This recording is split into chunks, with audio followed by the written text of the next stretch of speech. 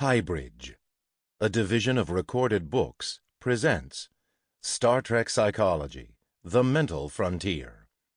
Edited by Travis Langley. Foreword by Chris Gore. Read by Paul Boehmer and Natasha Soudek. Foreword. A prescription for the final frontier. Chris Gore. We did it! We landed on the moon! One of my earliest memories is of hearing my dad in front of the TV scream with joy that we landed on the moon. He had a passion for NASA's mission of space exploration, along with science and computers. Dad was particularly excited about a TV show that envisioned humans traveling the galaxy and solving problems. So it's no surprise that my father's obsessions rubbed off on me as we enjoyed watching reruns of the original Star Trek series together when I was growing up. The conversation that followed each episode was a perfect way for Dad and I to talk about the possibility of life on other planets, the differences between right and wrong, and girls. I grew up in the Detroit area, and my father worked in the auto industry, which was pretty common. But his job was different from those on the assembly line because it involved computers, which was very rare at the time. He often would return home from work with a box of paper punch cards used to feed data into the room-size computers at his office. As we watched that evening's original Star Trek series rerun, I would use those punch cards to create crayon drawings of the travels of the crew of the Starship Enterprise, along with Kirk, Spock, and McCoy. I vividly recall my father taking me to work one Saturday for a big surprise.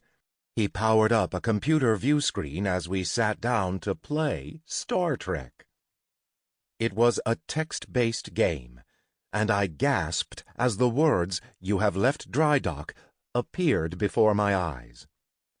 Epic adventures involving new star systems and clashes with the Klingons all took place in text form. Not only was my father my hero, he was an original nerd. In that simpler time of scheduled television viewings in the 1970s, pre-VCR/DVR/Internet, watching Star Trek with my dad was everything. My parents divorced when I was 9 years old, and it was reruns of Star Trek that helped me deal with the pain of his departure.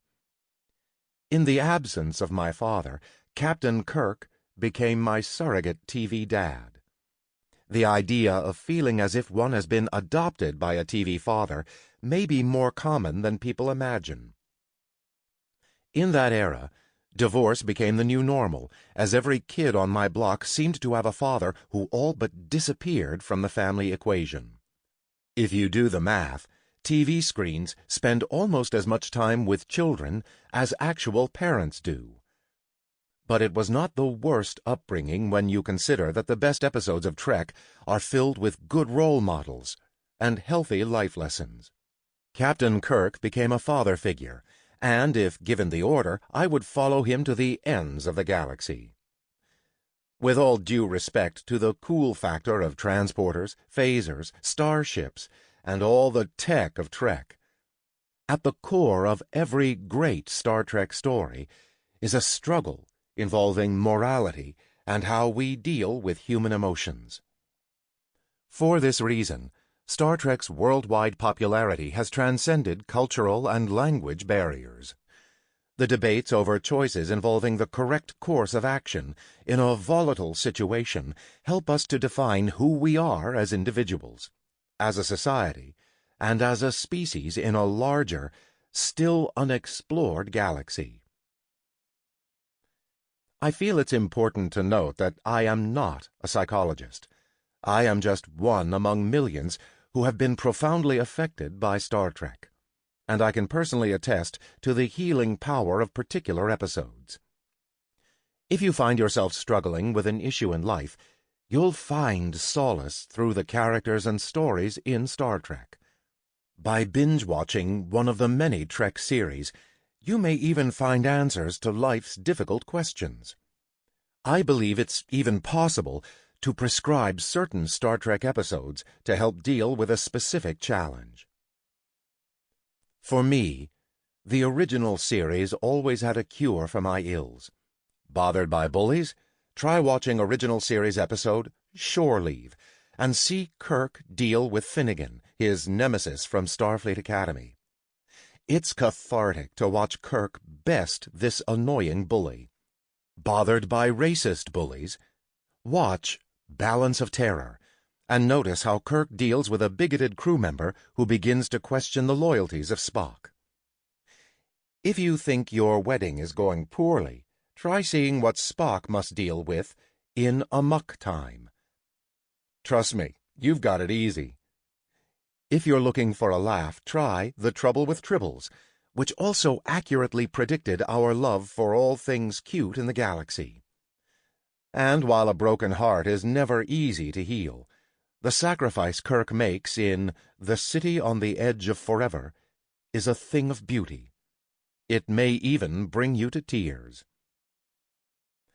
I find almost any Star Trek episode to be a good cure for a hangover, since we know it's all going to turn out fine in the end.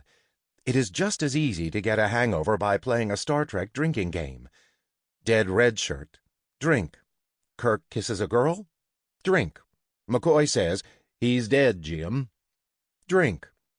Star Trek truly is all-purpose in its healing abilities.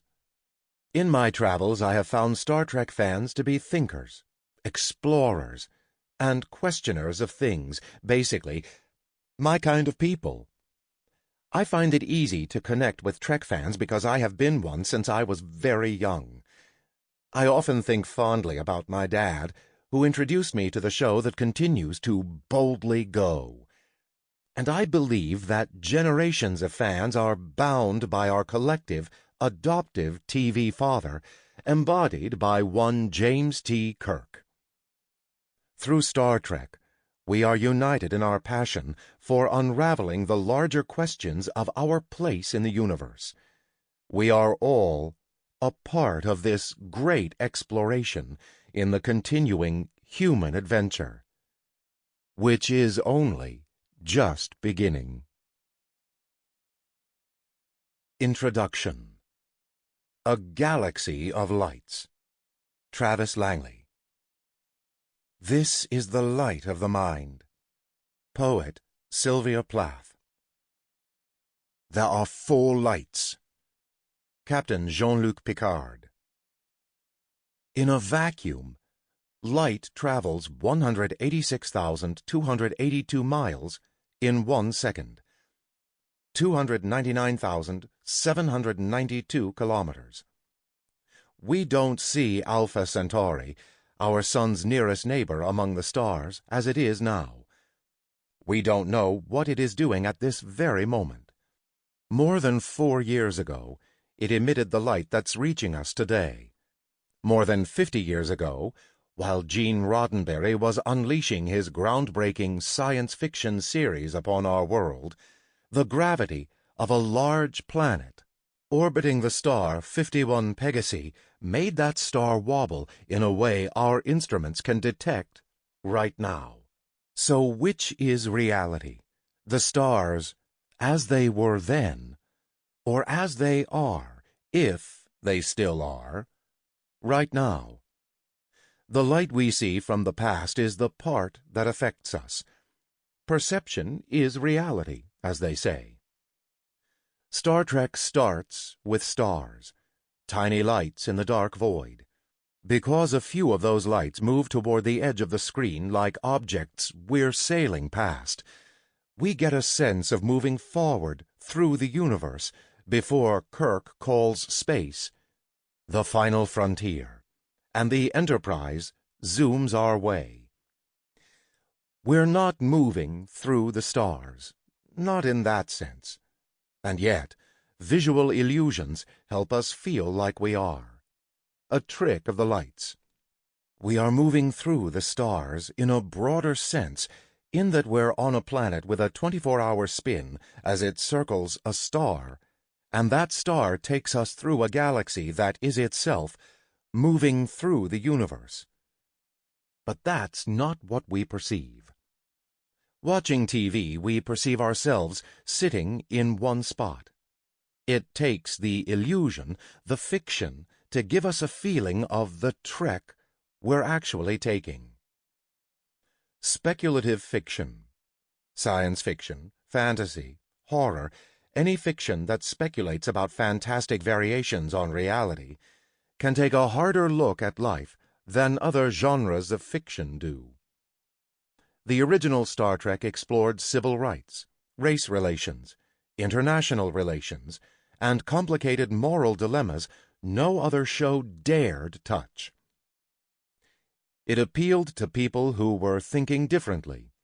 Rod Roddenberry has said of his father's creation, whether it was college students who were protesting the war, or mixed-race couples, or just people with different ideas. The many series, films, novels, comics, and games have tackled issues big and small, although they did not remain alone in the wilderness as other programs began doing so as well. Above all, Star Trek seeks out the human elements of life's adventure. While exploring the reaches of outer space, Star Trek always explores the humanity of our inner space. In addition to its well-known looks at interpersonal relations, those between people, Star Trek also looks at intrapersonal knowledge of oneself. Whereas Spock regularly struggles with his human side and often seeks to suppress it, non-biological beings would strive to achieve greater humanity. Android, a hologram, a computer. Even among the humans, characters would wrestle with themselves. What is human, and what is real? When Kirk thinks he loves a woman because the Tantalus device has implanted a pseudo-memory, a vivid yet false recollection, he feels those emotions nonetheless. When Spock thinks he has killed Kirk, he briefly lives in a personal reality in which he has slain his captain, and he feels racked with guilt until he learns that McCoy helped Kirk fake the death. When an alien probe makes Picard experience a lifetime in 25 minutes, he has trouble readjusting to being captain of the Enterprise because, in his memory, he has been away for a lifetime, and a very full lifetime at that. He has also learned to play an ancient flute proficiently, a lingering sign of how the 25-minute fiction affected his real life. More than once, characters consider the possibility that holographic events have reality of their own, and, in a rare moment of metafiction, touch upon the possibility that their own lives are some form of fiction. Reality can be difficult to hold on to. An interrogator attempting to break Picard's will tries to get him to say he sees 5 lights behind him when there are only 4. Although Picard never admits this to anyone but the ship's counselor, he begins to see 5. The continuing mission cycles.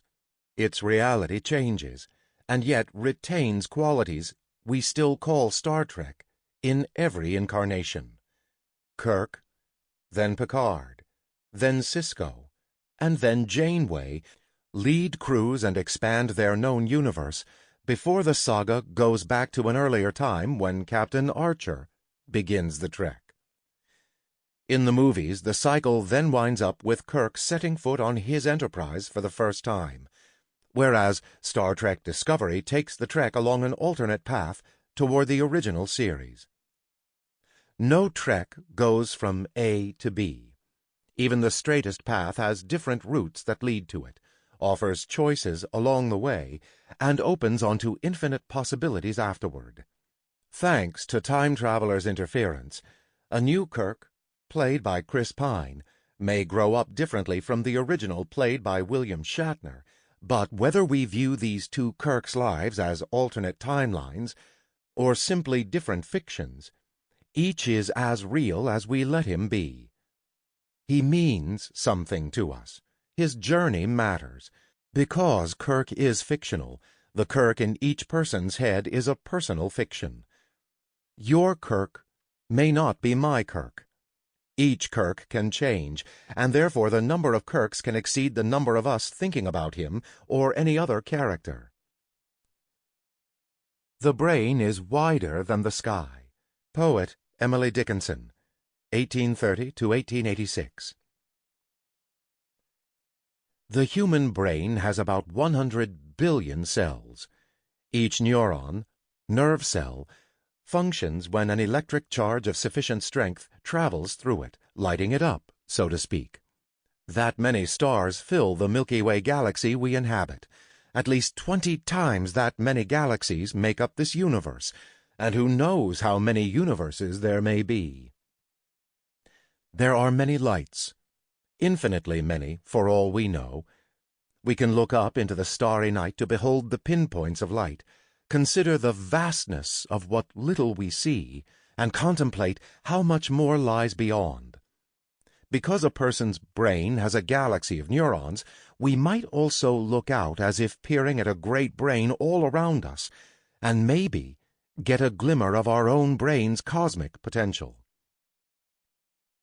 The characters in Star Trek explore the Milky Way and know only portions of it, much the way we know only portions of the mysteries of the human mind.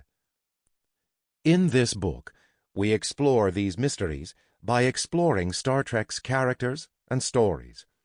Through more than a dozen movies and the better part of 1,000 television episodes, not to mention a persistent stream of novels, comic books, games, and fan fiction, Star Trek characters explore the range of human behavior itself. Not only the new frontier that President John F. Kennedy mentioned when inspiring travel into space, but the mental frontier as well. The stories are always about understanding people.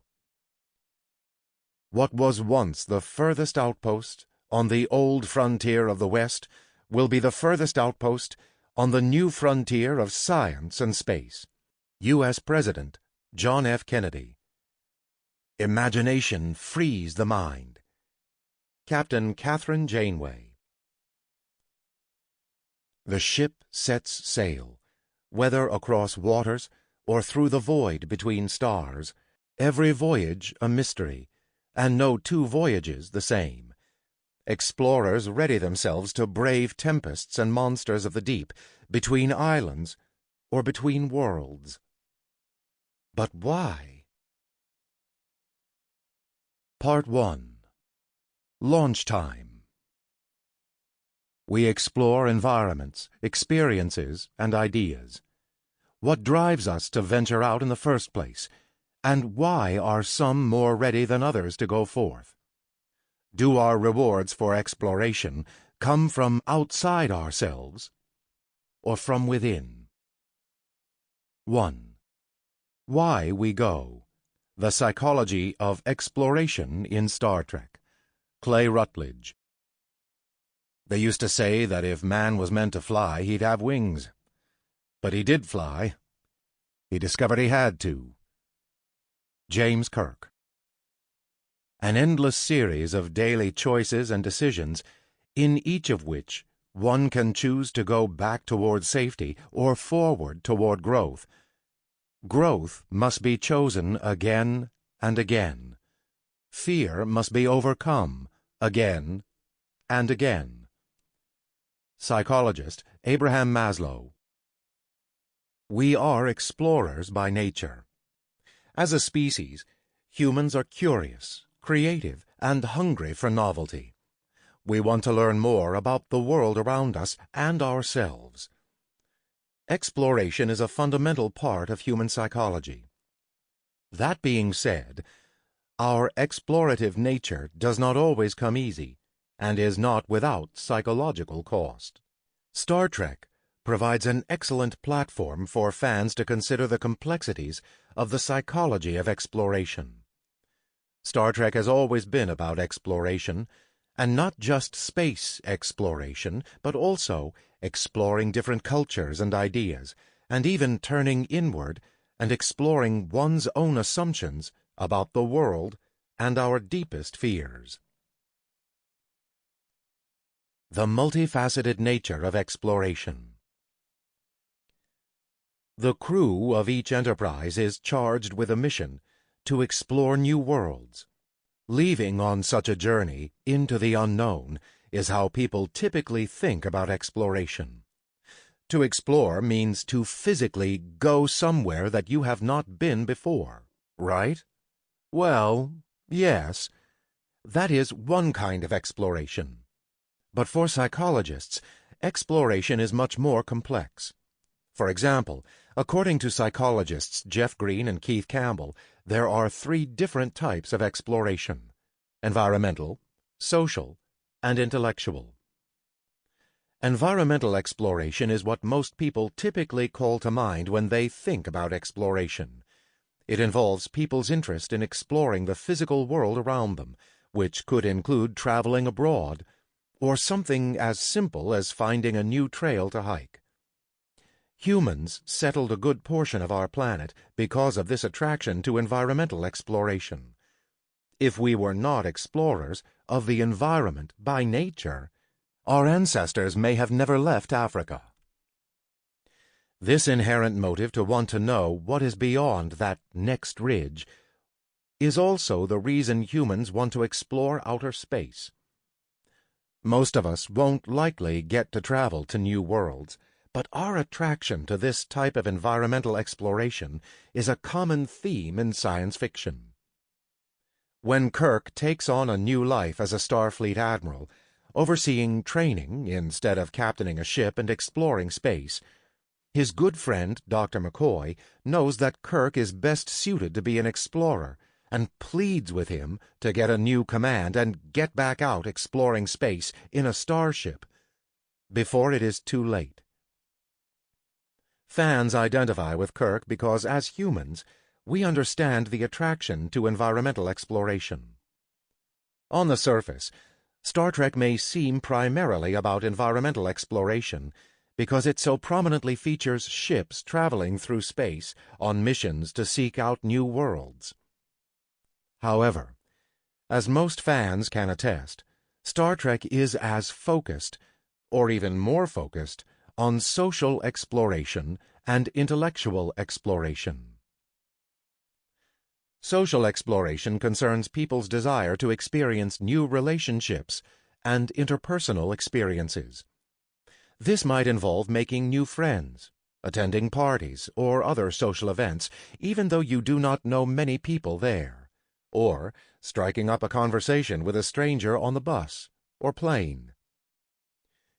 Intellectual exploration refers to people's desire to think about and experience new theories, ideas, and traditions. This might involve learning about different cultures or taking a class on a topic that interests you but that you know little about. Star Trek's emphasis on social and intellectual exploration is evidenced by the mission statement, which says the mission is not only to explore strange new worlds, environmental exploration, but also to seek out new life, new civilizations. In other words, the goal is to explore new social connections with other intelligent life forms and alternative ways of thinking about the world. Many psychologists have argued that humans are social animals with a powerful need to belong. As an android who does not experience emotion, until he eventually gets the emotion chip, but endeavors to be more human-like, Data continually seeks out opportunities to experience different kinds of relationships. He understands that social exploration is a crucial component of being human. For instance, Data unsuccessfully attempts to pursue a romantic relationship with his shipmate, Jenna DeSora, in a uniquely android way by creating a romantic relationship subroutine. The unique benefit of being an android is that when Data gets dumped, he simply has to delete the subroutine. When humans lack social relationships or feel socially excluded and lonely, they suffer from various forms of psychological distress and are likely to engage in maladaptive behavior. Specifically, loneliness is a major risk factor for depression and anxiety. In addition, experiences of social exclusion, such as being rejected by friends, increase feelings of meaninglessness and hostility, and decrease self-control, as well as empathy toward others. Social exploration is important for psychological health. It helps people forge new social connections and thus reduces the likelihood of loneliness and feelings of exclusion. While data may not be able to appreciate the emotional consequences of failing to connect with others, he understands that social exploration is an important part of what it means to be human. Star Trek: The Next Generation provides an excellent and humorous example of intellectual exploration when, as part of an officer exchange program, Commander Riker is assigned as first officer of a Klingon ship. To fit in with his new Klingon crew, Riker must explore and embrace various aspects of Klingon culture, including establishing respect through physical violence and eating exotic foods, such as breguet-lung and rokeg blood pie. Riker does his best. Exploring death in the Kobayashi Maru. The Kobayashi Maru, a simulation exercise that Starfleet officer cadets participate in during their training, involves a no-win situation in which there is no way to save their ship from destruction or their crew from death. So what is the value of such a simulation? Research on post-traumatic growth suggests that the Kobayashi Maru may help to promote psychological health and resilience. Post-traumatic growth is positive psychological change that can result from struggling with highly challenging traumatic life crises. People forced to cope with loss and the prospect of death often later report a greater sense of meaning, respect for life, and personal strength. Because most people prefer to avoid thinking about loss and death, simulations such as the Kobayashi Maru may be valuable because they force participants to confront these existential fears. Therapists use imagination exercises. For example, imaginal exposure therapy, in which clients imagine facing aversive stimuli, because confronting fears may ultimately make people mentally stronger with a greater appreciation for life. What drives exploration? Motivation. What makes people want to explore in the first place? Humans might be explorers because we are naturally curious, and psychological research has revealed quite a bit about the inherent nature of human curiosity. Curiosity is the recognition, pursuit, and intense desire to explore novel, challenging, and uncertain events. Psychologists also assert that curiosity is intrinsically motivated. Intrinsic motivation involves people doing something because they find it personally enjoyable and fulfilling, and not because of an external motivator such as money or social pressure. Self-reported curiosity correlates positively with happiness and other indicators of psychological well-being, such as how satisfied people say they are with their lives. It feels good to be curious. Psychologists also argue that curiosity is an important driver of personal growth. From this perspective, human exploration is a fundamental component of cognitive and emotional development. Star Trek affirms this view of exploration as intrinsically motivated and important for personal growth. The Federation does not use money, so Starship crew members are explorers because they are intrinsically motivated and desire to learn and grow, not because they see economic gain. Captain Picard attempts to explain this idea to a man from the 20th century who had been recently awakened from cryogenic suspension by saying, "We have eliminated hunger, want, the need for possessions. They seek Intrinsic rewards, experiences they can value for the sake of the experiences themselves, instead of extrinsic rewards. Sample complete. Ready to continue?